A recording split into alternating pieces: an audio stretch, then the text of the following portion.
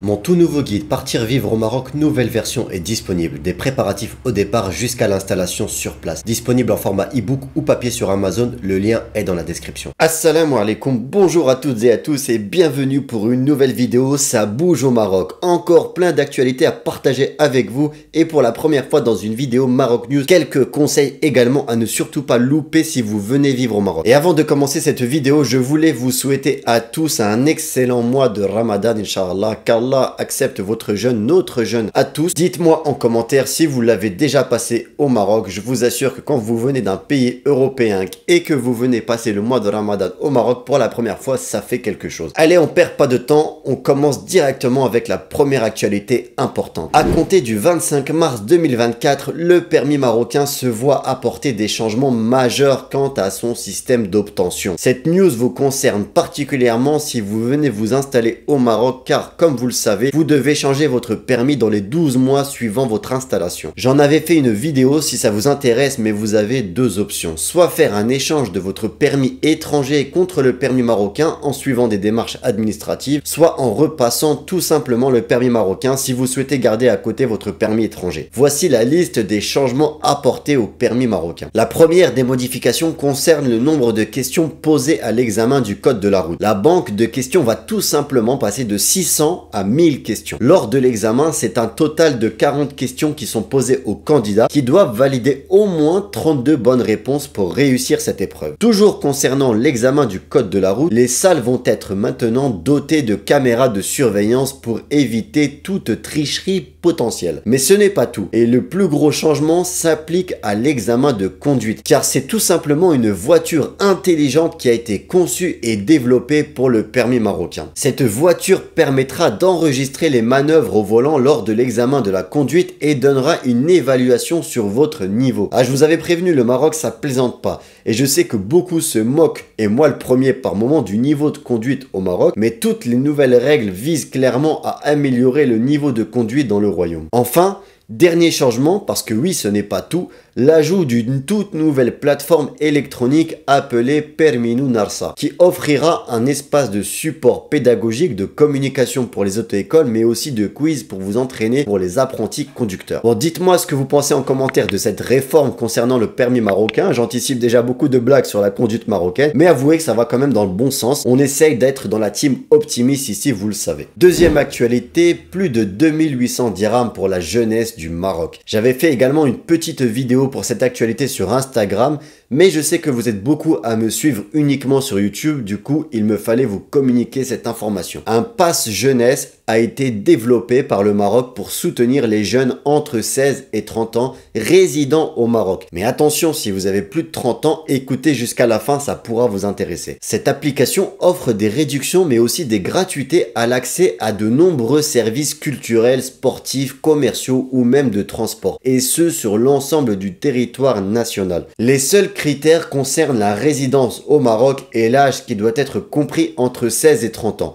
A priori, cela est également accessible pour les étrangers qui vivent au Maroc. Il vous faudra télécharger l'application Pass Jeune pour pouvoir utiliser cette subvention chez les partenaires associés. Une fois l'application téléchargée, vous remplissez un formulaire avec vos informations personnelles, votre adresse, etc.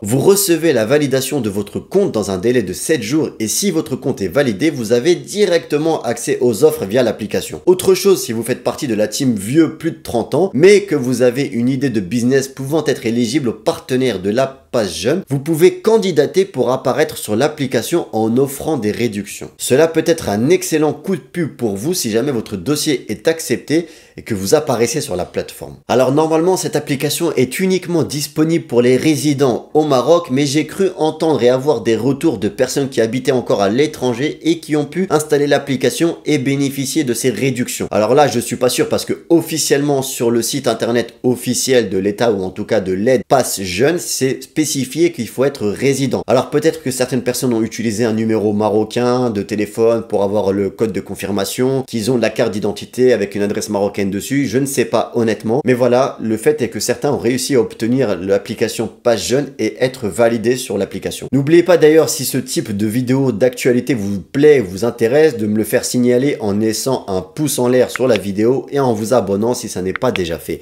On passe à la troisième actu. Bon, là c'est aussi un sujet que j'ai j'ai évoqué en story sur Insta. Et oui, si vous n'êtes pas encore abonné, vous ratez beaucoup de choses au quotidien sur mon compte où je suis pas mal actif quotidiennement. Bref, ici c'est pas une actualité, j'ai eu une expérience très désagréable avec les chèques et du coup il fallait que je vous partage cette info. En France, les chèques sont imprimés par défaut non endossables, c'est-à-dire qu'il ne peut pas être encaissé par une autre personne que celle qui figure sur l'ordre. On est d'accord sur ça?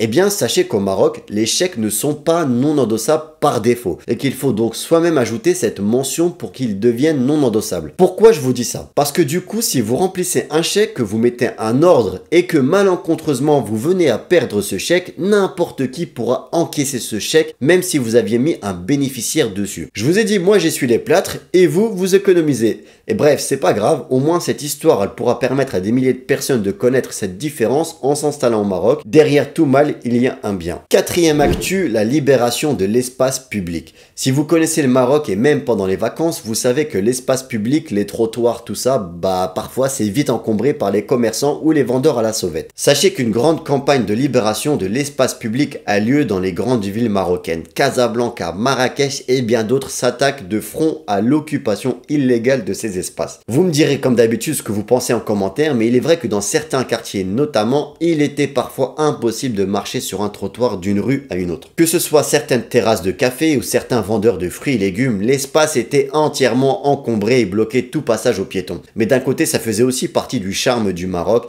Certains quartiers populaires, les rues bondées, les marchands ambulants, bref, je ne sais pas trop quoi penser de tout ça, mais vous me direz votre avis. Et si vous n'avez jamais connu ces ambiances-là au Maroc, eh bien qu'attendez-vous pour tenter l'aventure marocaine? L'été approche et c'est le moment de l'année préféré des gens pour s'installer et changer de vie. Les enfants sont en vacances, changement de classe, il y a plus de logements disponibles car c'est aussi le moment où au Maroc les gens déménagent. Bref, c'est le moment idéal pour une installation dans le royaume. Je t'accompagne dans ce changement de vie incroyable avec 2 aides hyper importantes. Le guide Partir vivre au Maroc où je te donne conseils et astuces sur les démarches avant le départ jusqu'à l'arrivée au Maroc avec tous les sites pour le logement, dédouanement, etc.